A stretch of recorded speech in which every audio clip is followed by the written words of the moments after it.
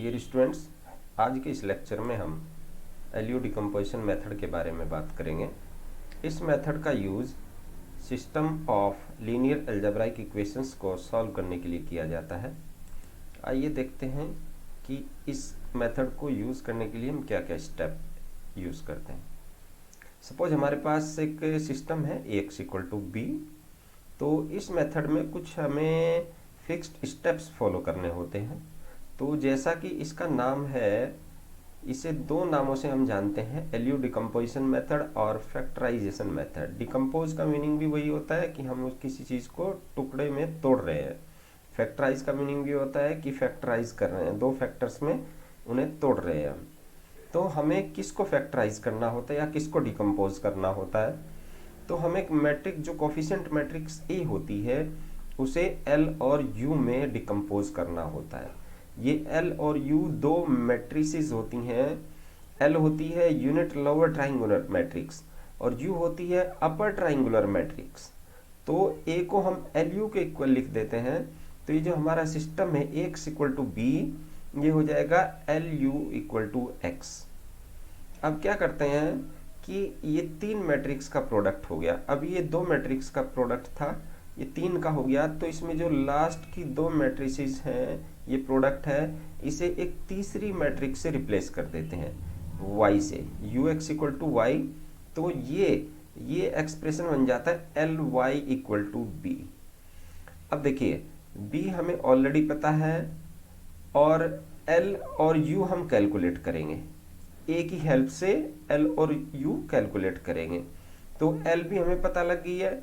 तो हम ये y अननोन्स का वेक्टर मैट्रिक्स है, ये कैलकुलेट करेंगे। जब हमें y पता लग गया है तो हम y को इस रिलेशन में यूज करेंगे। y हमें नॉन है तो यहाँ पर यूज कर लेंगे। u हम ऑलरेडी यहाँ से फाइंड आउट कर चुके हैं, तो u भी नॉन हो गया है, पता लग गया है। तो हम x को कैलकुलेट कर लेंगे। तो बेसिकली यही हमारा पर्पस था। इसे सॉल्व करने का मीनिंग क्या होता है कि x की वैल्यू कैलकुलेट करनी है। तो हम x की वैल्यू इस प्रकार से कैलकुलेट कर लेते हैं। अब देखिए, ये हमारा एक पर्टिकुलर, ये तीन इक्वेशंस हैं, तीन अननोन्स में ये कोफिशिएंट मैट्रिक्स हो गई है। अब देखिए, जो L unit lower triangular matrix होती है वो इस तरह की होती है। डायगोनल पर यूनिट एलिमेंट्स होते हैं, उसके ऊपर के एलिमेंट्स जीरो होते हैं। अगर ये केवल लोअर ट्राइंगुलर मैट्रिक्स होती तो ये यूनिट ना होकर के जनरल एलिमेंट्स होते हैं और अपर एलिमेंट्स जीरो होते हैं। और अपर ट्राइंगुलर मैट्रिक्स में क्या होता है, इस मेन डायगोनल के नीचे के एलिमेंट्स जीरो होते हैं। तो ये पर्टिकुलर टाइप की एल और यू होते हैं। इस ए की हेल्प से हमें एल और यू की वैल्यू कैलकुलेट करनी है। मीन्स L21, L31, L32 और U11, U12, U13, U22, U23, U33 की वैल्यू कैलकुलेट करनी है। अब आइए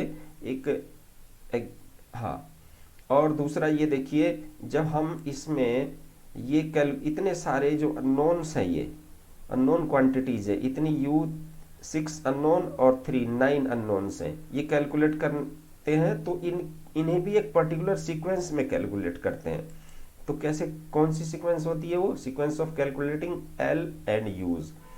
सबसे पहले हम U11, U12, U13 कैलकुलेट करते हैं, ये देखिए, यानी कि इस मैट्रिक्स की ये रो कैलकुलेट करते हैं। उसके बाद L21, L31 इस मैट्रिक्स पर आ जाते हैं। इसका ये कॉलम, इसमें ये ऑलरेडी पता है 1 है, इसके ये दो एलिमेंट्स ये कैलकुलेट, यानी कि इसकी रो, इसका कॉलम, फिर इसकी रो, फिर इसका कॉलम, फिर इसकी रो। तो ये सीक्वेंस होती है। इस सीक्वेंस में हम कैलकुलेट करते हैं। आइए एक एग्जांपल की हेल्प से देखते हैं। ये हमारे पास कोफिशिएंट मैट्रिक्स हो गई है। अब क्या करते हैं, ए को एल और यू में डिकम्पोज करना है। मीन्स ए को एल और यू की मल्टीप्लाई की फॉर्म में लिखना है।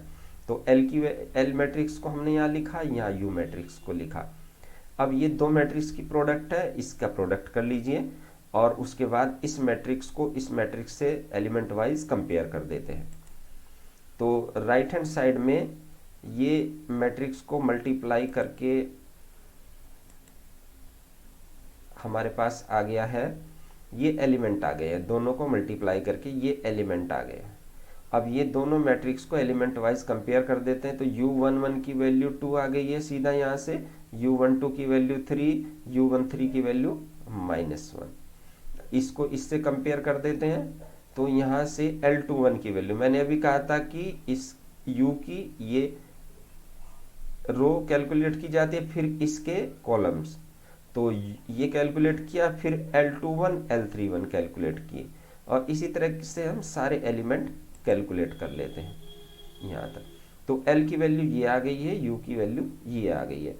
अब क्या करते हैं, जो AU x = B होता था, या LU x = B होता था, तो उसमें LY = B पुट करते थे। अब B की वैल्यू आपको पता है, इसमें Y अननोन है, और L हम यहाँ से कैलकुलेट कर चुके हैं, यहाँ पुट कर दें, और यहाँ से ये एक लोअर ट्राइंगुलर सिस्टम बन गया है। इसे सॉल्व करके y1 y2 y3 की वैल्यू इतनी आ जाती है। एक बार आपको y मिल गया, तो y की हेल्प से x कैलकुलेट होगा, ux = y, y की वैल्यू आपने यहाँ पुट की, x आपका अननोन है जो कैलकुलेट होना था, और u ऑलरेडी कैलकुलेट हम कर चुके हैं। अब ये वही उसी तरह का सिस्टम हो गया जैसे गॉस एलिमिनेशन मेथड में होता था, यानी कि एलिमिनेट करते थे x के नीचे, यानी कि इसे अपर ट्रायंगुलर मैट्रिक्स में कन्वर्ट की, ये वही सिस्टम आ गया है। तो इसमें इसको एक्स वाई जेड की वैल्यू कैसे कैलकुलेट होती थी, हम बैक सब्स्टिट्यूशन से करते थे। लास्ट वैल्यू से जेड की वैल्यू आ जाती थी, जेड की वैल्यू को इसमें पुट कीजिए वाई की वैल्यू, और वाई जेड की वैल्यू फिर बैकवर्ड डायरेक्शन में जो इक्वेशन है उसमें पुट कर दीजिए एक्स की वैल्यू। तो इस प्रकार से हमें एक्स वाई जेड की वैल्यू मिल जाती है। तो थोड़ा इस मेथड को दोबारा से रिवाइज कर लेते हैं। हमारे पास ये कोफिशिएंट मैट्रिक्स थी A, इसे L और U में इस तरह डिकम्पोज करना है। ये यूनिट लोअर ट्राइंगुलर मैट्रिक्स, ये अपर ट्राइंगुलर मैट्रिक्स हो गई। दोनों की मल्टीप्लाई करते हैं मैट्रिक्स की, दोनों मैट्रिक्स को एलिमेंट वाइज कंपेयर करते हैं, ये U और L की वैल्यू हम कैलकुलेट कर लेते हैं। फिर y = B में L भी पुट किया, B भी पुट किया, y अननोन था तो y कैलकुलेट हो गया। अब फिर ux = y में y अभी अभी हमने कैलकुलेट किया है, x हमें निकालना, ये भी अननोन है, और u हम ऑलरेडी कर चुके हैं जो अपर ट्रायंगुलर मैट्रिक्स होती थी। तो ये गॉस एलिमिनेशन वाली एक तरह से सिस्टम हो गया। तो बैक सब्स्टिट्यूशन से x y z की वैल्यू फाइंड आउट कर लेते, तो इसका सॉल्यूशन x = 1 y = 2 z = 3 आ जाता है। अगर इस सॉल्यूशन को हम इस इक्वेशन इन इक्वेशंस में पुट करके देखें तो ये इसे सेटिस्फाई करेंगे, तो इसका सॉल्यूशन हो गया। तो ये था LU decomposition method. Thank you.